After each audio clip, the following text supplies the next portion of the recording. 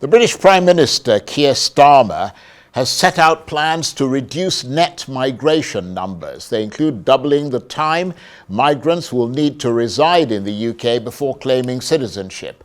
There are also plans to tighten English tests for all visa applicants and their adult dependents. Mr. Starmer had previously promised to overhaul what he called a broken immigration system. There's been public pressure on politicians in Britain to reduce the number of people coming into the UK, but efforts to achieve this have been as difficult as they have been controversial. The British government's plans will most likely impact countries like China, India, and Nigeria. So as this white paper sets out, every area of the immigration system, work, family and study, will be tightened up so we have more control. Skill requirements raised to degree level. English language requirements across all routes, including for dependents.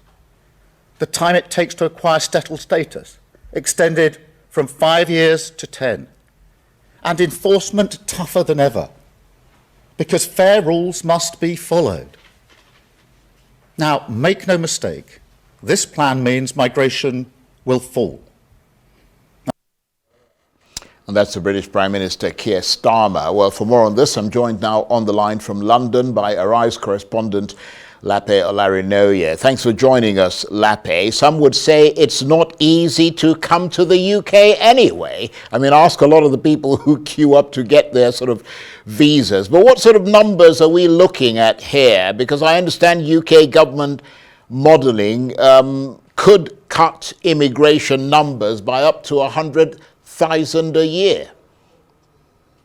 Yes, that is the projection, but if that will happen is still currently uncertain. Now, this white paper that has been stipulated by the Labour government, for some, it's not a shock. Over the last couple of years, we know that immigration has been the centre of debate politically and socially, and we're seeing that, of course, come to the fore. Now, for this white paper, which it's worth noting here, Charles, these are just a few suggestions that could go through Parliament, and it's policy suggestions.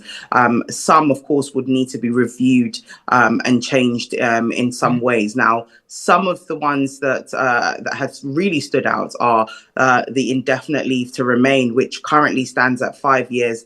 This white paper under the leadership of Mr. Starmer is saying that that time is going to double to 10 years. That could affect those who want to come to the country and those already here that have spent money and have put a lot of money into the economy. Of course, there's a clause there that there could be a point-based system looking at how much they've contributed to the economy and what type of profile that they have. Now, in terms of education as well, international students are said to be a bit more scrutinized, looking at their financial sponsors, how much they have, and how that will affect their applications is also up for debate as well.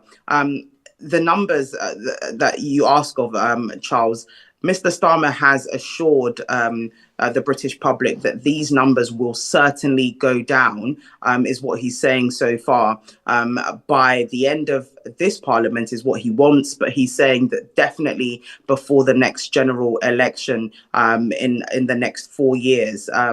That is a bold statement. Like I said, whether that will happen or not is still uncertain, but the measures that are currently put in place are definitely tougher than what we've seen so far under the former leadership of the Conservative Party.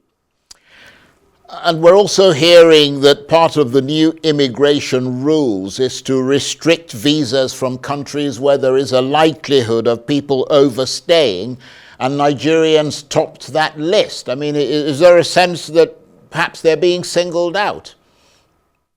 A little bit. In fact, some on the left, some of the politicians on the left have said that this kind of white paper and the content of it is actually just responding to the scaremongering that we've seen from the far right parties like the Reform Party, who made a lot of gains at the last local election just a few weeks ago, when the results of those local elections came out, and we saw that the Reform Party under the leadership of Nigel Farage was starting to pick up a lot of seats. And And so a lot on the left are saying that actually this is just a response to that scaremongering. And we're seeing that Nigerians particularly are being singled out. But of course, that comes at for a reason. There is a lot of exploitation that has been identified in types of visas, in how visas are acquired, in the types of jobs that people are doing. And unfortunately, those observations have happened to come from the Nigerian community, but not just the Nigerian community, other ethnic communities like the Southeast Asian as well. So there is a certain kind of singling out or alienating, if you like, to those communities. But actually, there's also an alternative suggestion on this white paper, which is that actually people that are the brightest and the best are still have a standing in this country, still have the opportunity to apply for skilled visas on the name of global talent, where people that are in science, tech, and the likes still have the opportunity of contributing to the UK economy and being able to follow that route. So for some, that's new to their ears, especially very talented and creative Nigerians that may have been debating that option as well. But actually, for those here who have come here to help an ailing health and social care industry, this is not going to be good news, particularly because we have a lot of Nigerians in this country working in health and social care. So for many Nigerians, for instance, who want to study in the UK, is it likely they'll now be looking away from the UK and at other countries, or possibly study at universities in Nigeria? A good question you asked there, Charles. Now, this, of course, is a doubling down from Keir Starmer.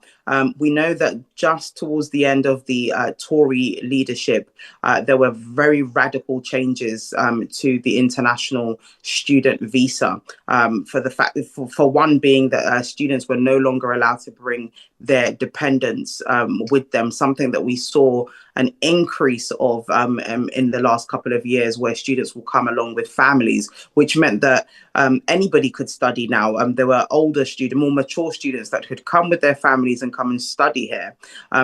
The government is saying that that has been exploited. And so for that reason, that was cracked down on. But actually now it's gone even further, looking into their financials with a very fine tooth comb, looking at how students are performing at university to justify their stay.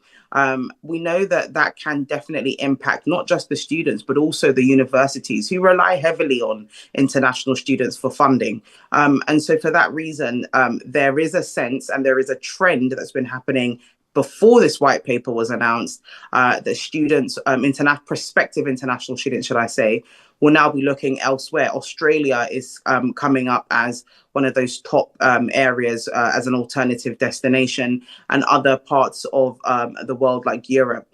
Other parts of Europe, should I say. So yes, it does mean that people are looking away, but also the financial implications as well. Studying abroad is just a very much an expensive thing to do. So there could be a potential that many prospective international students, particularly from Nigeria, may have to go back to the drawing board and consider possibly online options, or even looking for more local universities in Nigeria to study in. Lape, thanks very much indeed. Lape Olarinoye is a RISE correspondent. She was talking to me on the line from London.